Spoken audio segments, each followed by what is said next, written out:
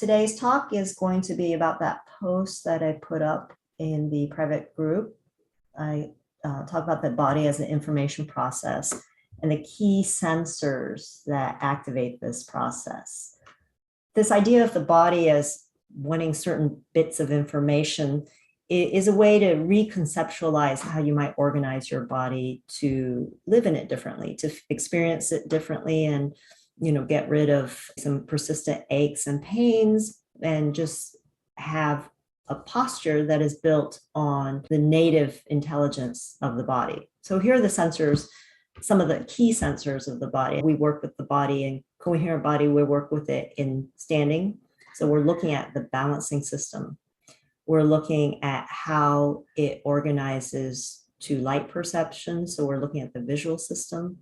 And we look at it at how it organizes to sound perception. So we're working with the auditory system. So those are the three systems.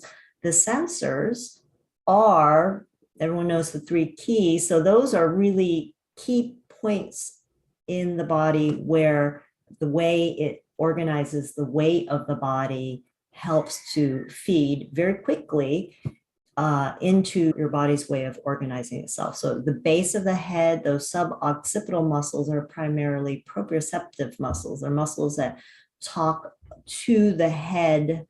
They're very small muscles, right? But they're rich with proprioceptors. So they're really talking about positional information when it talks to your brain.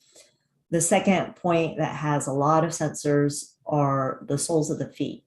That's why when we do the rolling from side to side, when we're doing that to feed the walking system, the feet are rich with baroreceptors, pressure receptors. So where you put pressure on the pads of the foot really help the signal to other parts of the body how to organize itself.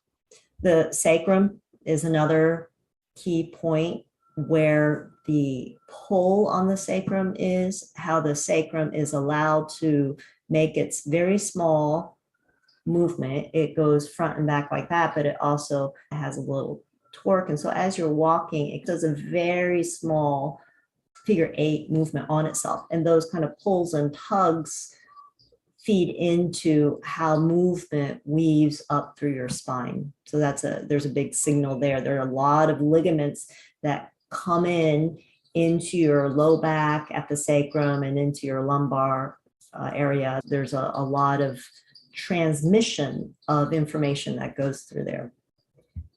And then when we go into the eyes, we talked about this, I think it was just last week we talked about this, that if you imagine that the movement of the head is to organize your head so that the light can come in and hit the fovea. Instead of thinking that the eyes go out and focus on something, if you work in a way that you're bringing your head into a place where your eyes can receive the point of light at its fovea, it's a different way of kind of thinking of how you position yourself. So if you think of a magnifying glass, and you know how you put it a certain way to have the light hit a place and burn it, that's what you're doing basically, but there are many layers of it. It's how you hold your eyes, it's how you hold your head, it's how you pay attention.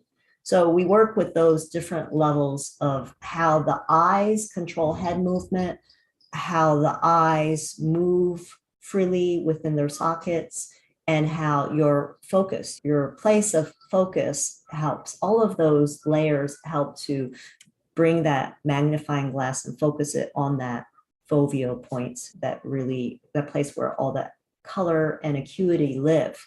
But most of your vision is really the peripheral. And another way we work with how you pay attention is to expand your capacity to take in peripheral vision.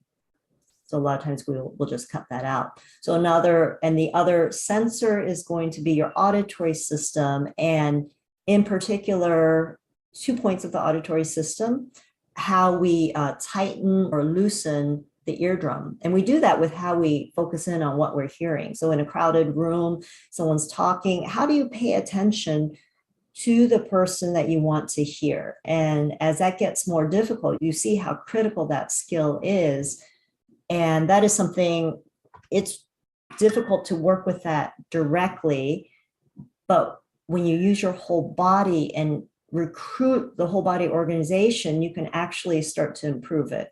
But also this device, the forebrain, is probably like one of the few things out there that might help you with that. But another way is with the whole listening body, because you're listening and paying attention with the whole of your body, not just with your attention, your mental attention, but the way you carry your whole body. And if you've seen any, if you look up iPod music or memory project iPod with Alzheimer's, you'll see how people who are collapsed hearing the music. So there's an emotional component there, but there's also just a pure listening component, attentional component that brings the body up, their head lifts up, their body is ready to take in. It's listening. It's a whole body gesture. Listening is a whole body gesture. And that's what we work with, because when you allow yourself to be touched by what you hear. So a lot of times it's going to be music, because there's a certain magic of music that helps you to listen differently. But imagine if you're listening to the words in the conversation, especially difficult conversations. If you allow yourself to listen and be touched by the words of the other person, it makes for a different experience, a different back and forth.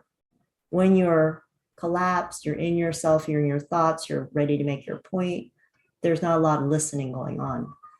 And so we practice whole body listening, and what that means on a profound level, down to the core, down to the spine, down to your deep core muscles, down to your feet. What that means, it's a really powerful way to shift the way you experience the world.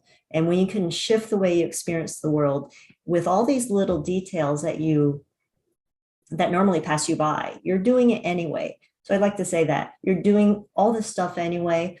Why not refine it? Why not amplify a little bit of some of the key information that comes into your body, so that your body's intelligence can rise up and take over and give you this feeling of support, of being connected, of being centered, that really spill over into how you lead your daily life.